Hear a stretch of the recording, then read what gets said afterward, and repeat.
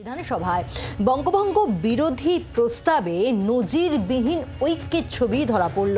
বঙ্গভঙ্গ বিরোধী প্রস্তাবে একই সুর শাসক বিরোধীর, রাজ্যের আনা বঙ্গ বিরোধী প্রস্তাব, তাতে সায় বিরোধীদের অর্থাৎ বিজেপির, এবং এক নজিরবিহীন সৌজন্যের ছবি ধরা পড়ল। বিধানসভায় বঙ্গভঙ্গ বিরোধী প্রস্তাবে নজিরবিহীন ঐক্য, তৃণমূলের আনা প্রস্তাবে সমর্থন বিজেপির। অধিবেশনে শুভেন্দু অধিকারী বলেন, বিধানসভায় অবিভক্ত পশ্চিমবঙ্গের উন্নয়নের কথা বলে প্রস্তাব আনা হোক, বিজেপি তা সমর্থন করবে। তাৎপর্যপূর্ণভাবে মুখ্যমন্ত্রীর নির্দেশে বিরোধী দলনেতার বক্তব্য প্রস্তাবে অন্তর্ভুক্ত করা হলো। সবশেষে বঙ্গভঙ্গ বিরোধী প্রস্তাবে হাত তুলে সায় দিল দুপক্ষই। সুতপা সেন এই মুহূর্তে আমাদের সঙ্গে রয়েছেন, আমাদের প্রতিনিধি টেলিফোন লাইনে। সুতপা, খুব গুরুত্বপূর্ণভাবে বঙ্গভঙ্গ বিরোধী প্রস্তাব এবং যে ক্ষেত্রে শাসক দল তৃণমূল কংগ্রেস এবং বিজেপি দুপক্ষই সায় দিল, এবং সব থেকে তাৎপর্যপূর্ণ মুখ্যমন্ত্রীর কথা মতো শুভেন্দু অধিকারীর বক্তব্য প্রস্তাবে অন্তর্ভুক্ত করা হলো।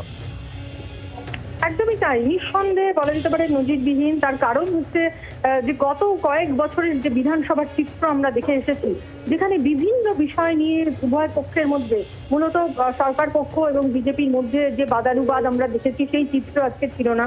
এবং একই সঙ্গে সব থেকে বড় বিষয় হচ্ছে, যে কোনো প্রস্তাব আনা হলে আমরা দেখেছি যে মাঝপথে বিজেপি ওয়াক আউট করে বেরিয়ে গেছে, কিন্তু এক্ষেত্রে সম্পূর্ণ ভিন্ন চিত্র। এবং যেহেতু বঙ্গভঙ্গ বিরোধী এই প্রস্তাব, সেই প্রস্তাবে কিন্তু সমর্থন করেছে বিজেপি, এবং তাদের কিছু বক্তব্য, বিরোধী দলনেতা শুভেন্দু অধিকারীর যে বক্তব্য, সেটাও সরকার পক্ষ ইনক্লুড করে নিয়েছে। এবং যেমনটা তুমি বললে, একেবারে মুখ্যমন্ত্রীর নির্দেশে শোভনদেব চট্টোপাধ্যায় পরিষদীয় মন্ত্রী, তিনি ইনক্লুড করে নিয়েছেন এবং বিকল্প প্রস্তাব আকারে সেটা গৃহীত হলো। অর্থাৎ শুভেন্দু অধিকারীর বক্তব্য সহযোগে যে বিকল্প প্রস্তাব, সেই প্রস্তাব গৃহীত হয়েছে।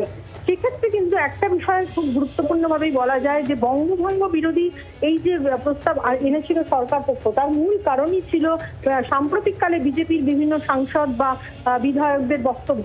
এবং সেক্ষেত্রে একটা বিষয় মনে হচ্ছিল যে তারা বিভিন্নভাবে রাজ্যের বিভিন্ন জেলাকে ভাগ করে আলাদা রাজ্য বা আলাদা একটা অংশ তৈরি করতে চাইছে। এবং সেই কারণেই কিন্তু তৃণমূল কংগ্রেস তার বিরুদ্ধে তীব্র ক্ষোভ প্রকাশ করেছে বিভিন্ন সময়। এবং দেখা গেছে যে তারা বিজেপিকে কার্যত বঙ্গ বিরোধী তকমা দিয়েছিল। বিজেপিও কার্যত রাজনৈতিকভাবে আজকে এই সুযোগটা নিয়েছে। তারাও কিন্তু পরিষ্কারভাবে এই প্রস্তাবে সমর্থন করে একটা জিনিস বুঝিয়ে দেওয়ার চেষ্টা করলো, যে জনমানুষে কোথাও যদি বিরূপ মনোভাব তৈরি হয়েও থাকে যে বিজেপি বঙ্গভঙ্গ চাইছে, সেক্ষেত্রে তারা যে তা চাইছে না, সেটা এই প্রস্তাবের মাধ্যমে তারা প্রস্তাবকে সমর্থন করে বুঝিয়ে দিল। যে এবং যে প্রস্তাব, বিকল্প যে প্রস্তাব তোমার মনে থাকবে, সেই প্রস্তাবে পরিষ্কারভাবে দুটো বিষয় বলা হয়েছে। এক হচ্ছে বঙ্গভঙ্গ আমরা চাই না, দুই বিভাজন চাই না, এবং তিন হচ্ছে বাংলার উন্নয়ন চাই। এই তিনটে বিষয়কে সামনে রেখেই কিন্তু সর্বসম্মত সিদ্ধান্ত। কাজে বিজেপিও কিন্তু এক্ষেত্রে একটা বার্তা দেওয়ার চেষ্টা করলো যে তারা আদৌ বঙ্গভঙ্গ চায় না বা বাংলা বিরোধী তারা নয়। কারণ এই তকমা কিন্তু গত কয়েক মাসেই তাদের গায়ে লেপে দেওয়া হয়েছে, এমনটা কিন্তু বলা যেতেই পারে রাজনৈতিকভাবে। কাজে সেদিক থেকে দাঁড়িয়ে এই সুযোগটাও তারা নিয়েছেন। এবং সব বিধানসভার ক্ষেত্রে যে নজিরবিহীন ঘটনাটা হলো, যে সরকার পক্ষ এবং বিরোধী পক্ষ একজোট হয়ে একটা প্রস্তাব গ্রহণ করলো, এবং খুবই সুন্দর একটা বাতাবরণের মধ্য দিয়ে এটা হলো। কাজে সেই জায়গায় দাঁড়িয়ে কিন্তু বলা যেতে পারে বিধানসভার ইতিহাসে এটা একটা নজিরবিহীন ঘটনা গত কয়েক বছরের নিরিখে যদি আমরা দেখি। সঙ্গে থাকো সুতপা।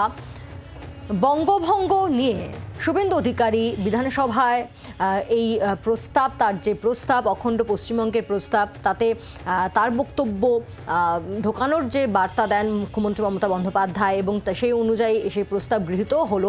এবং তারপর বিধানসভার বাইরে শুভেন্দু অধিকারী তিনি ঠিক কী বলেন, যে বিজেপি বঙ্গভঙ্গ চায় না। শুনবো বক্তব্য। পশ্চিমবঙ্গের অখণ্ডতা এবং উন্নয়নে ভারতীয় জনতা পার্টি অঙ্গীকারবদ্ধ। রাজনীতির ঊর্ধ্বে উঠে গোটা হাউস পশ্চিমবঙ্গের উন্নয়ন চাই। এর থেকে ভালো জিনিস ভালোভাবেই দেখা উচিত, এর মধ্যে নেগেটিভ কিছু দেখা উচিত। আমার মনে হয়েছে যে আজকে হাউসে সংসদীয় রীতিনীতি মেনে সম্পূর্ণ আলোচনাটা হয়েছে। কনক্লুশনে একটাই লাইন, অবিভক্ত পশ্চিমবঙ্গের উন্নয়নে আমরা সবাই অঙ্গীকারবদ্ধ।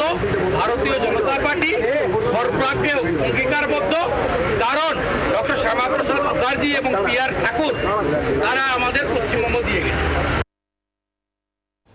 শুভেন্দু অধিকারী বক্তব্য শুনলেন। আমরা কথা বলবো আবারও সুতপা, এই মুহূর্তে আমাদের সঙ্গেই রয়েছেন আমাদের প্রতিনিধি টেলিফোন লাইনে। সুতপা, আজকে দুপক্ষই সায় দিয়েছে ঠিকই, কিন্তু বিগত কিছু সময় ধরে অন্ততপক্ষে 2024 লোকসভা নির্বাচন পরবর্তী সময় থেকে আমরা দেখতে পাচ্ছি বিজেপির গায়ে এই বঙ্গভঙ্গ বিরোধী একটা তকমা সাটিয়ে দেওয়ার চেষ্টা করা হয়েছে, কারণ তাদের একাধিক বিধায়ক তারা উত্তরবঙ্গ বা মুর্শিদাবাদ বা নদিয়ার কিছু অংশ নিয়ে আলাদা কেন্দ্রশাসিত অঞ্চল করার কথা বলছিলেন, আর সেই জায়গা থেকে এই অভিযোগ শাসক দলের তরফ থেকে করা হচ্ছিল। সেই জায়গায় দাঁড়িয়ে আজকে যখন দুপক্ষই সায় দিচ্ছে, এই তকমা কি তাহলে এবার ঘুচবে বলে মনে করা হচ্ছে? নিঃসন্দেহে, কারণ অন্ততপক্ষে বিজেপি দেখো তারা কিন্তু বিভিন্ন জায়গায় এই বিষয়টাকে প্রচার করতে পারবে। যখন তৃণমূল কংগ্রেস তাদের বিরুদ্ধে এই বঙ্গভঙ্গ করতে চায় বিজেপি, অথবা বাংলা বিরোধী যে তকমাটা সেটা যখন তারা তাদের প্রচারে বলবেন, সেই সময় বিজেপি কিন্তু এই উদাহরণটা টেনে আনতে পারবে যে বিধানসভার অভ্যন্তরে তারা যৌথভাবে এই সিদ্ধান্ত নিয়েছেন এবং বিধানসভার অভ্যন্তরে যে প্রস্তাব গৃহীত হয়েছে সেখানে তারা পরিষ্কারভাবে জানিয়ে দিয়েছেন যে তারা বাংলা ভাগ তো চানই না, উল্টে বাংলার উন্নয়ন চান। কাজেই বলা যেতে পারে এই তকমাটা যাতে ঘটে তার জন্যই বিজেপির এই উদ্যোগ, এবং সেক্ষেত্রে কিন্তু নিঃসন্দেহে বলা যেতে পারে এটা একটা নজির হয়ে দাঁড়ালো। তার কারণ হচ্ছে যে আগে যেমনটা তোমাকে বলছিলে বা তুমিও যেমনটা বলছিলে যে আমরা গত কয়েক বছরের ক্ষেত্রে যদি দেখি, সেক্ষেত্রে কিন্তু আমরা দেখেছি যে বিজেপি সব ক্ষেত্রেই বিরোধিতা করেছে, কখনো কখনো ওয়াকআউট করে বেরিয়ে গেছে, কোনো প্রস্তাবেই কিন্তু তারা সায় দেয়নি। সেক্ষেত্রে এই প্রস্তাব যেটা যৌথভাবে গৃহীত হলো সেটা নিঃসন্দেহে নজিরবিহীন বলা যেতেই পারে। সুতপা, অধিবেশনের আজ শেষ দিন, আমরা দেখেছি যে এই অধিবেশনেও, চলতি অধিবেশনের গত সপ্তাহেও বিজেপি বিধায়কদের হইহট্টগোল, ওয়াকআউট করে যাওয়া, তারপর আজকে যে একেবারে বিরল সৌজন্যের ছবি ধরা পড়লো এই চলতি অধিবেশনের শেষ দিনে।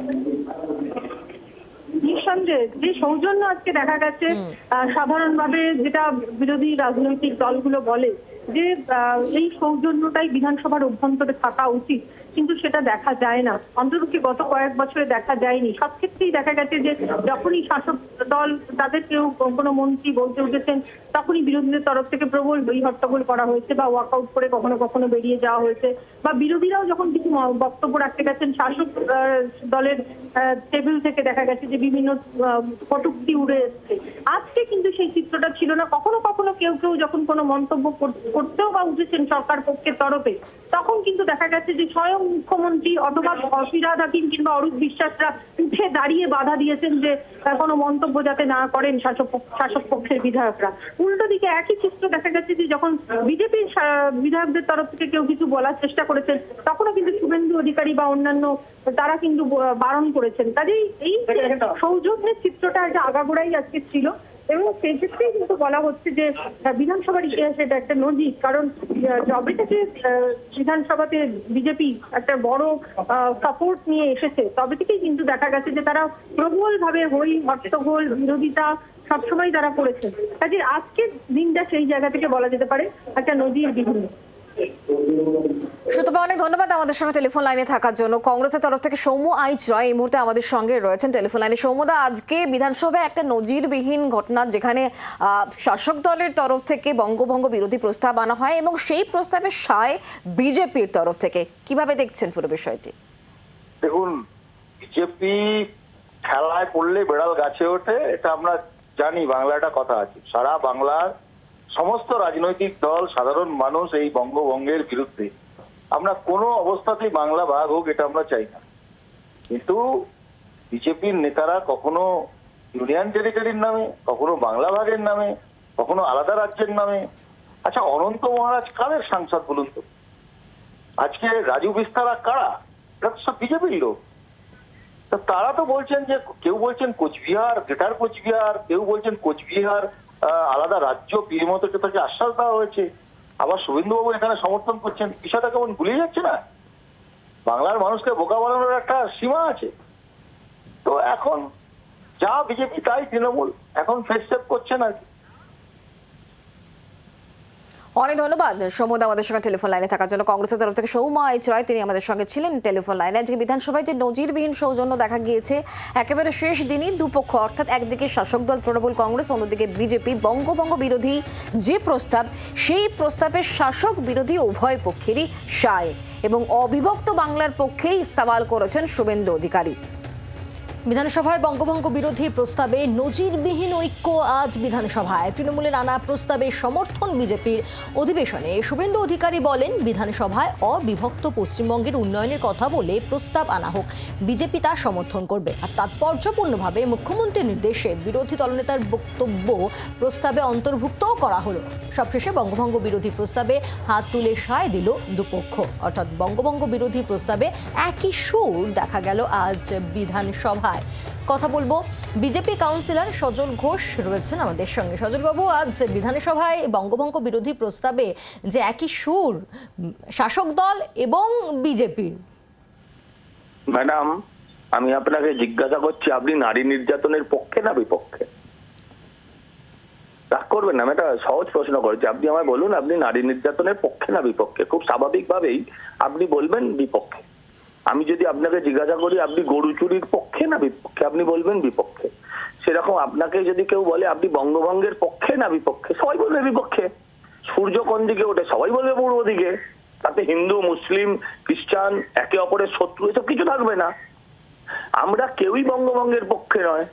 আর বঙ্গভঙ্গ হচ্ছে এমন কোন রব গেল রব বলে গেল রব কোথাও নেই। এটা পুরোপুরি লোক দেখানো, লোক হাসানো, লোক ঠকানো। এখন যদি কেউ বলে যে আমি বঙ্গভঙ্গের বিরুদ্ধে বিল আনছি, আমি যদি সেই বিলকে প্রস্তাবকে আমি সমর্থন না করি, তাহলে আমি তো বঙ্গভঙ্গের দাবি আমার মানে বঙ্গভঙ্গকারী হয়ে যাব। আমি তো তাহলে বঙ্গভঙ্গকারী হয়ে যাব।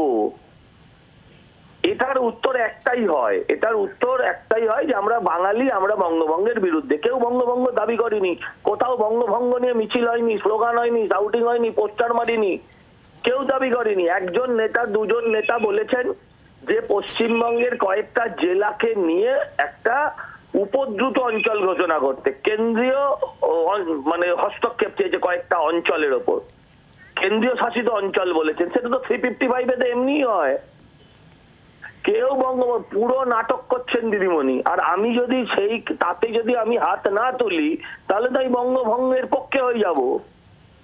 বঙ্গভঙ্গ নিয়ে কোন দলটা দাবি করেছে? কোন দলটা? একটা ব্যক্তির দাবিতে তো বঙ্গভঙ্গ হতে পারে না, তার জন্য বিধানসভায় বিল পাস করতে হতে পারে না।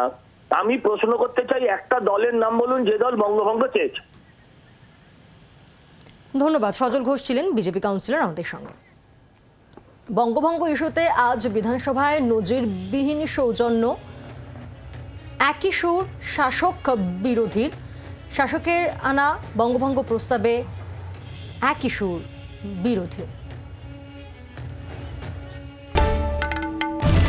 বাংলার আওয়াজ, বাঙালির আবেগ, জি 24 ঘন্টা।